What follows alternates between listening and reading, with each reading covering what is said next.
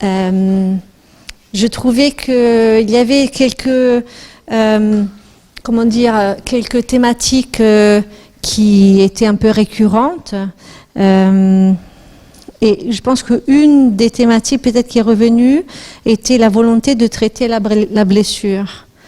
C'est-à-dire que c'est un peu ce que Ying, tu nous as proposé à propos de Yoko Ono, avec cette image symbolique effectivement du corps de la femme, mais aussi la blessure ou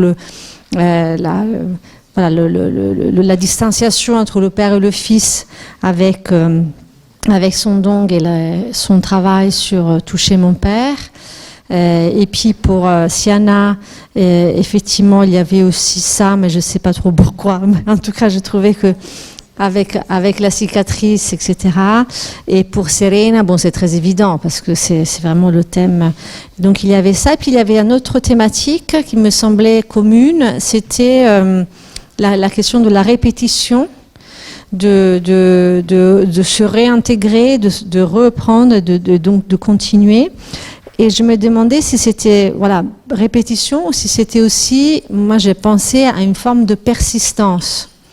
Je me demande effectivement si la dissidence n'est pas simplement le fait de répéter, mais c'est aussi de persister dans quelque chose, de perdurer, de maintenir, et par ce même maintien, en fait, c'est pas la même chose qui se répète, en fait, forcément, mais c'est peut-être quelque chose qui persiste.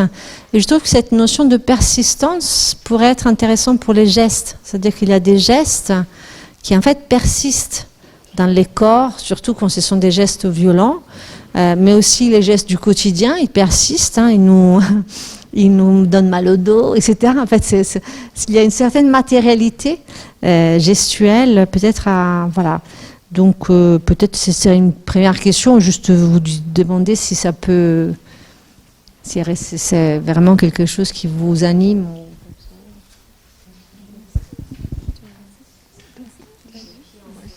S'il y a d'autres questions.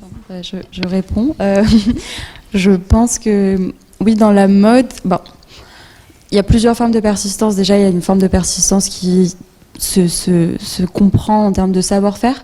Il y a une tradition en fait technique et technologique qui est mise en place. Donc, savoir-faire un vêtement, c'est quand même essentiel à la base. Et je pense que c'est un des gros problèmes et des gros enjeux de l'éducation en fait dans le design de mode aujourd'hui, c'est d'apprendre la couture, puisqu'il y a pas mal d'étudiants qui, dans les grandes écoles, font appel à des seamstresses. Ils savent pas coudre, ils savent pas répéter des gestes.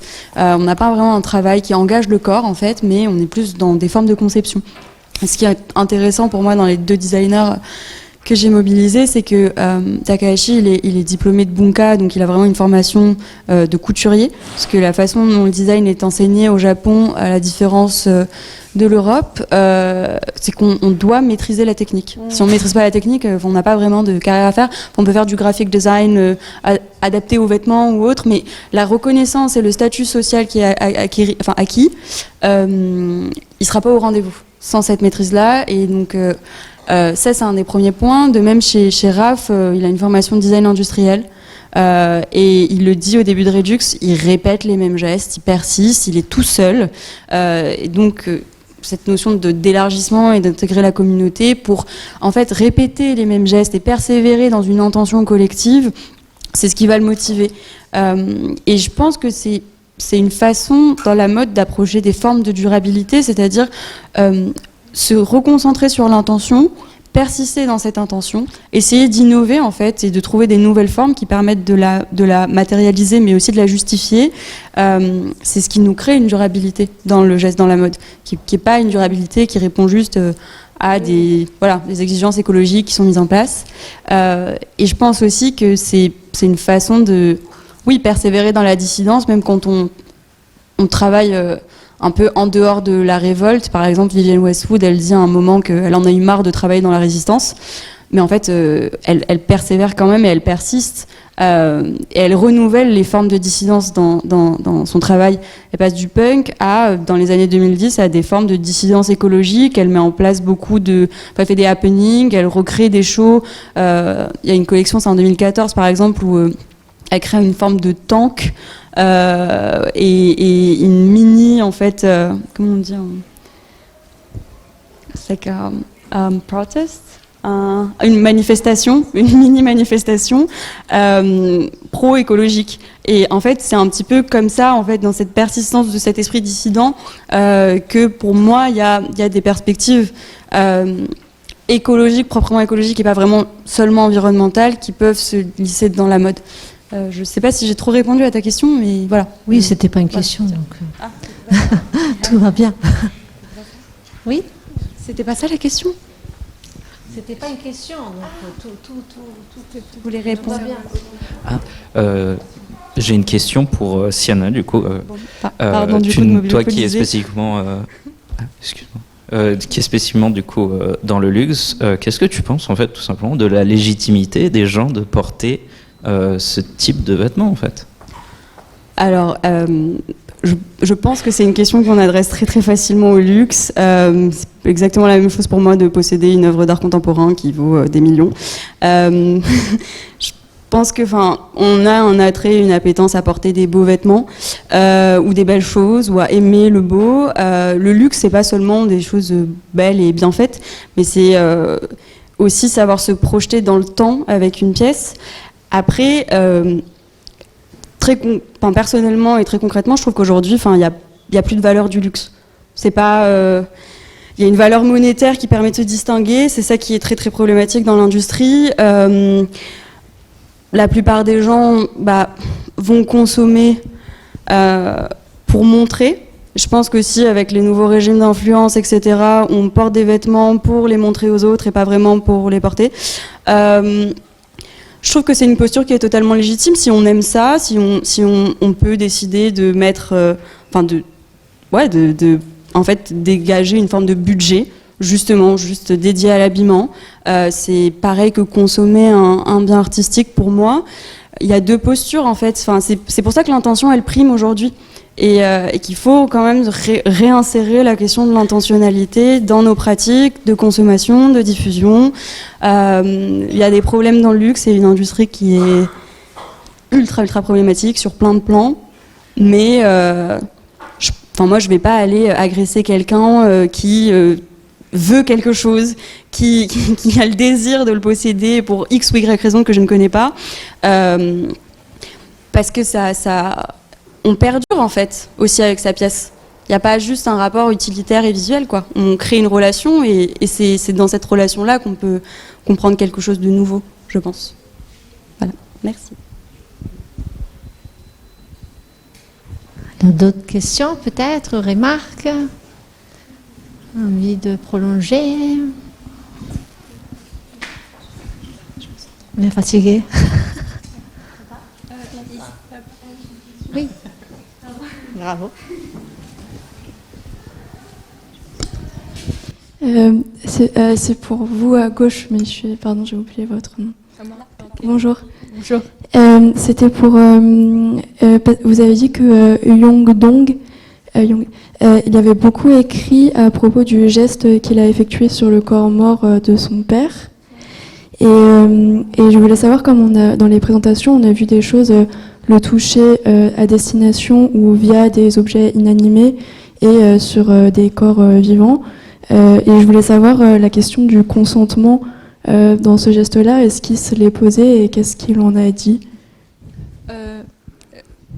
La question le fait qu'il ait eu peur de toucher son père vivant et que son père, une fois décédé, il ait effectué ce geste de le toucher parce que il avait moins cette peur-là.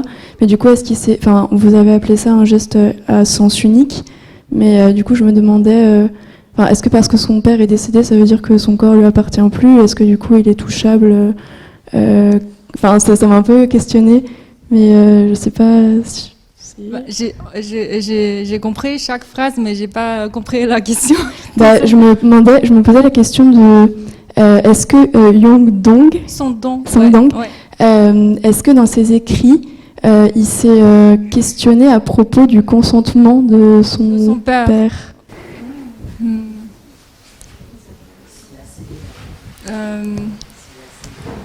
Selon ce que j'ai trouvé les archives, je crains que non. Tu voudrais demander, genre, si il demande si son père vont être d'accord ou pas. C'est ça? Je sais pas comment faire répondre. Si, je pense que s'il est encore vivant, je pense que c'est surtout l'abord est chez son don. Et son père ne vont pas forcément lui refuser. S'il touche vraiment son père avec de la main réelle, je pense que je vois la deuxième partie de Touching My Father plutôt comme genre c'est lui qui est relâché. De cette peur. Je vois cette œuvre comme ça. C'est vrai que j'ai pas non plus pensé au côté de son père. Mais, pardon, je peux... Ouais. Ouais, donc... ouais. Et il me manquait aussi cette information, c'est que j'avais pas compris que le père aurait été d'accord pour être touché de son vivant, et du coup ça me manquait. Ah. Je pensais qu'il y avait un truc un peu d'aura et qu'il était dans ce jeu-là de non touché, et c'est ça qui a fait que ça m'a un peu interloqué que une fois décédé, il le touche. Je pense qu'avant sa première tentative de toucher son père, genre, il n'acceptait pas le toucher de son fils. C'est surtout en raison de genre, protéger son autorité. Mais après, la première œuvre, je pense, de mon avis, son père l'a déjà accepté. C'est ce que j'ai senti. Ouais. Est-ce qu'il y a une autre question? Indiana, tu voulais... je regarde juste... on n'est pas obligé, bon... S'il n'y a pas de questions, on n'est pas obligé de continuer. Hein. Donc c'est super. Merci beaucoup. Merci.